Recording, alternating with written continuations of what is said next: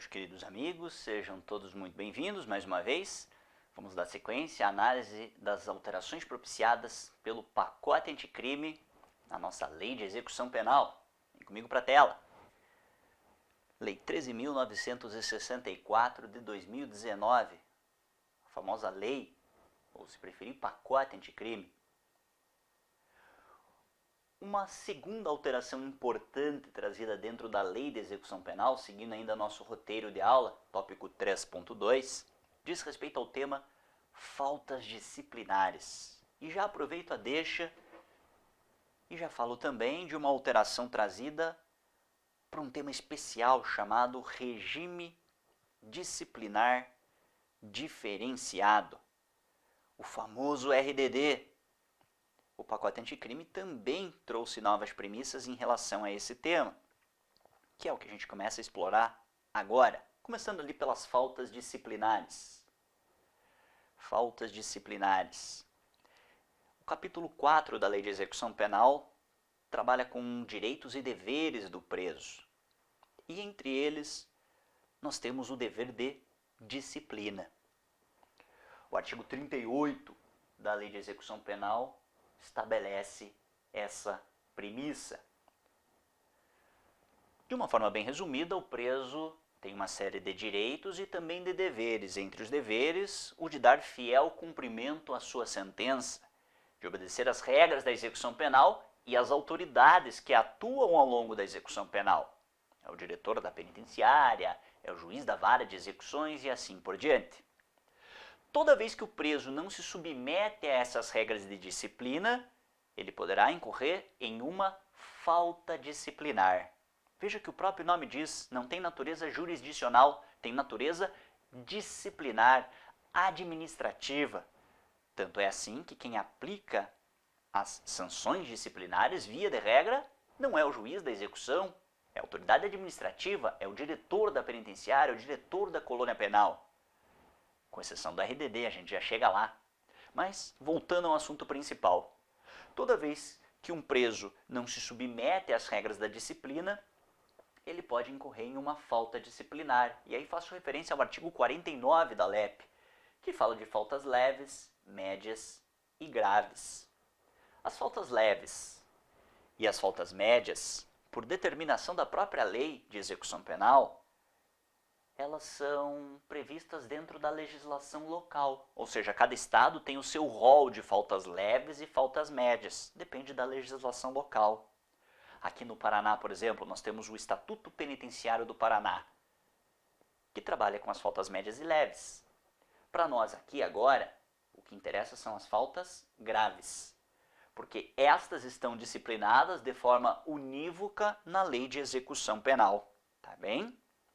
Então é a Lei de Execução Penal que trabalha com o rol das faltas graves. E aqui, meus amigos, faço referência aos artigos 50 a 52 da Lei de Execução Penal. 50 a 52 da Lei de Execução Penal. Fazer rebelião, empreender fuga, praticar fatos dolosos enquanto está preso, portar aparelho celular dentro do estabelecimento carcerário, tudo isso entra dentro da categoria de faltas graves. E agora, com o advento do pacote anticrime, este rol de hipóteses de falta grave, que anoto, é um rol taxativo, o juiz da execução não pode ampliar esse rol de faltas graves. Como eu te disse, seria uma burla ao princípio da legalidade, porque esse é um papel da Lei de Execução Penal. Com o pacote anticrime, este rol de faltas graves foi ampliado. Tá aqui. Olha o que diz o artigo 50.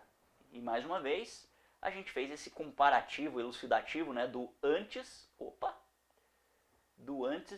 e do depois. O artigo 50. Faltas graves do condenado a uma pena privativa de liberdade, incitar participação em movimento de subversão de ordem, fazer rebelião. Inciso 2, fugir. Inciso 3, portar instrumento capaz de ofender a integridade física de outro. O camarada tem uma arma, uma faca, um canivete dentro da cadeia e assim por diante. E agora, meus amigos, nós temos um inciso 8º, trazido pelo pacote anticrime. Olha que legal. Recusar submeter-se a procedimento de identificação do perfil genético. Olha ele aqui de novo. Olha a relevância que o pacote anticrime trouxe para essa figura, né? Lá atrás, já falamos sobre isso. O artigo 9º, letra A da Lei de Execução Penal diz que esse exame é compulsório. E aí vem o artigo 50 e reforça, dizendo, se o preso não quiser fazer, ele estará cometendo uma falta grave. E aí vai ter que se submeter a todas as consequências inerentes a uma falta grave. Além de receber uma sanção disciplinar, lá do artigo 53 da Lei de Execução Penal, ele vai ter regressão do regime, artigo 118 da LEP. Ele pode ter a perda de alguns dias remidos, artigo 127 da LEP. Revogação do benefício da saída temporária, artigo 125 da LEP. Conversão de pena restritiva de direito, artigo 181 da LEP. Interrompe o prazo de progressão de regime, de acordo lá com a súmula 534 do STJ, e vai embora. Então, no afã de coibi-lo, a execução desse exame de identificação de perfil genético, foi incluída essa nova cláusula no rol de faltas graves. Mas não para por aí. O pacote anticrime também mexeu de forma profunda no tema regime disciplinar diferenciado, o famoso RDD, que está lá no artigo 52 da Lei de Execução Penal. O RDD, meus amigos, ele foi incluído na LEP em 2003. Teve uma leizinha, Lei 10.792, salvo engano, de 2003, o que importa é o ano, que veio exatamente para trazer este tratamento mais rigoroso, em especial para o preso que não ostenta bom comportamento. O regime disciplinar diferenciado, ele veio como resposta, né, das autoridades públicas ao suposto crescimento do poderio de grandes facções criminosas que atuavam, em especial, em alguns estados da federação. Falava-se do Comando Vermelho no Rio de Janeiro, falava-se do PCC em São Paulo e de outras facções análogas. Então, no afã de combater essas facções criminosas, o RDD, que já era uma realidade, embora desvirtuada em alguns estados, acabou sendo incluído para dentro da Lei de Execução Penal, como eu te disse, dentro deste artigo 52. E, meus amigos, eu já quero te adiantar. O RDD, o regime disciplinar diferenciado, em tese, é o que tem de mais rigoroso dentro do ordenamento jurídico brasileiro. É muito pior do que uma solitária, por assim dizer, é muito mais rígido. Tanto que a constitucionalidade desse instituto é bastante criticada por boa parte da doutrina penal, sob o argumento de que fere uma série de premissas garantistas de qualquer cidadão, ainda que preso, ainda que condenado, né? O status de cidadão, a dignidade da pessoa humana acaba muitas vezes sendo mitigada através dos institutos do RDD, é o que dizem as críticas da doutrina. Certo ou errado, o nosso papel aqui é apenas analisar a estrutura legislativa. Como eu disse, o RDD, que já era rígido, e o interessante é o seguinte, embora o nome seja regime disciplinar diferenciado, ele não é verdadeiramente um regime. É uma forma de cumprimento de pena que nada mais é do que uma espécie de sanção disciplinar. Olha que legal! O RDD, ontologicamente falando, não é regime prisional propriamente dito. É mais uma forma de sanção disciplinar que visa, de alguma forma, isolar em absoluto aquele preso. Essa é a ideia central. E aquilo que já era rígido, meus queridos amigos, ficou ainda mais rígido com o advento do pacote anticrime. Eu fiz a nossa tabelinha, né, do antes ou depois, apenas para fins de orientação. E quero destacar alguns pontos em específico do que teve de novidade. Antes e depois, acabou ficando pequenininho, porque foram muitas de verdade as alterações. Veja que na redação originária, antes, nós tínhamos o caput, 4 incisos e 2 parágrafos. Agora nós temos 7 incisos, além do caput, e mais 7 parágrafos falando sobre o regime disciplinar diferenciado. Me chama a atenção 2 aspectos em específico. Em primeiro lugar, a questão dos requisitos, e em segundo lugar, a questão das características. E eu tentei resumir em 2 quadros. Vamos ver juntos? Então vamos lá. Como é que é a questão dos requisitos na redação originária? Lembra que eu te disse que foi uma lei de 2013 que incluiu o RDD no artigo 52 da LEP? Como é que era antes, professor, os requisitos? Para alguém ser merecedor, por assim dizer, do RDD. Em primeiro lugar, somente numa hipótese que era a prática de fato previsto como um crime doloso, o que constitui falta grave, tinha que ocasionar subversão da ordem da disciplina interna, valia tanto para o preso provisório quanto para o preso condenado, e dependia de prévio fundamentado despacho do juiz criminal, o juiz da vara de execução penal via de regra, tá bem? Então veja que o RDD, espécie de sanção disciplinar, essa não podia ser aplicada pelo diretor da penitenciária, tinha que ser o juiz. Hoje, com a nova redação fruto do pacote anticrime, o caput do artigo 52, ele traz algumas premissas parecidas, porém com alguns detalhes. Prática de fato previsto como crime doloso, que constitui falta grave. Subversão da ordem ou da disciplina interna. Vale para o preso provisório ou para o condenado, seja nacional ou estrangeiro, detalhe a mais. E aplicado por pré-fundamentado despacho do juiz competente.